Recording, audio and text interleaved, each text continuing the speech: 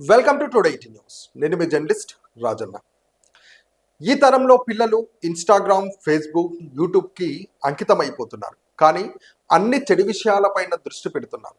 ఇప్పుడున్న తరంలో స్వాతంత్ర సమరయోధుల పేర్లు కానీ వాళ్ళ జీవిత చరిత్రలు కానీ ఇప్పుడు చదువుకుంటున్నటువంటి పిల్లలకి ఎవరికి కూడా తెలియదు. కాబట్టి ఇప్పుడు ఉన్నటువంటి తరానికి మన కోసం పోరాడినటువంటి మహనీయులు ఎంతో మంది ఉన్నారు. కాబట్టి వాళ్ళ జీవిత చరిత్ర ప్రతి ఒక్కరికి తెలియాల్సి ఉంది. ఈ రోజు మనం ఒక స్వాతంత్ర సమరయోధుల గురించి చూద్దాం. ఆయన ఎవరో తెలుసుకోవాలనుకుంటే ఈ వీడియోని ఎక్కడ కూడా స్కిప్ చేయకుండా చివరి వరకు చూడండి. మాన్యం వీరుడు అల్లూరి సీతారామరాజు కథ.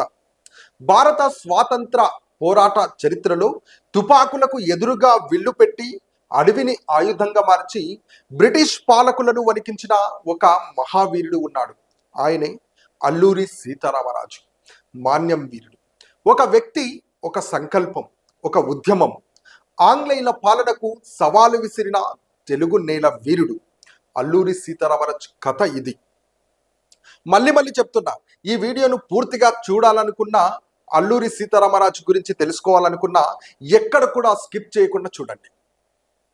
అల్లూరి సీతారామరాజు బాల్యంలో స్వాతంత్ర సమరయోధుడు మాన్యం వీరుడు అల్లూరి సీతారామరాజు ఆంధ్రప్రదేశ్లోని పూర్వపు విశాఖపట్నం జిల్లాకు చెందిన పాండ్రంగి గ్రామంలో జూలై 4, 1897 జన్మించారు. వీరి పూర్వీకుల స్వగ్రామం పశ్చిమ గోదావరి జిల్లాలోని మొగళ్ళు అయినప్పటికీ అల్లూరి తన తల్లిగారి ఊరైన పాండ్రంగిలో జన్మించారు. చిన్నప్పటి నుంచే దేశభక్తి భావాలు కలిగిన వ్యక్తిగా ఎదిగాడు. చిన్న వయసులోనే తండ్రిని కోల్పోయిన చదువులు, ఆధ్యాత్మికత, ప్రజల జీవితం గురించి తెలుసుకోవడంలో ఆసక్తి చూపాడు. ఆయన అడవి ప్రాంతంలో తిరుగుతూ గిరిజనుల సమస్యలను దగ్గరగా చూశాడు.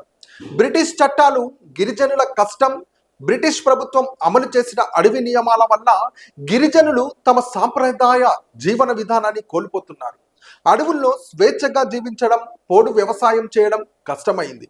ఈ అన్యాయం అల్లూరిని పోరాట మార్గంలో నడిపించింది. రంపా తిరుగుబాటులో 1922లో అల్లూరి నాయకత్వంలో ప్రారంభమైన రంపా తిరుగుబాటు భారత స్వాతంత్ర్య ఉద్యమంలో ప్రత్యేక అధ్యాయం అయ్యింది. అల్లూరి మరియు ఆయన అనుచరులు బ్రిటిష్ పోలీస్ స్టేషన్లపై దాడులు చేసి ఆయుధాలు స్వాధీనం చేసుకున్నారు. గీరెళ్ల పద్ధతిలో పోరాడి బ్రిటిష్ అధికారులను ఆశ్చర్యానికి గురి చేశారు. ప్రజలు ఆయనను ప్రేమగా మాన్యం వీరుడు అని పిలిచేవారు. దాదాపు 2 సంవత్సరాల పాటు బ్రిటిష్ బలగాలు అల్లూరిని వెతికాయి. చివరికి 1924లో ఆయన పట్టుబడ్డారు. చరిత్రలో నమోదైన వివరణ ప్రకారం ఆయనను చెట్టుకు కట్టి కాల్చి చంపారు. కానీ ఆయన ఆలోచనలు మాత్రం ఎన్నటికీ చావలేదు.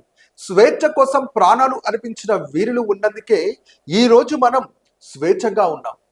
జై హింద్, జై మాన్యం వీరుడు అల్లూరి సీతారామరాజు.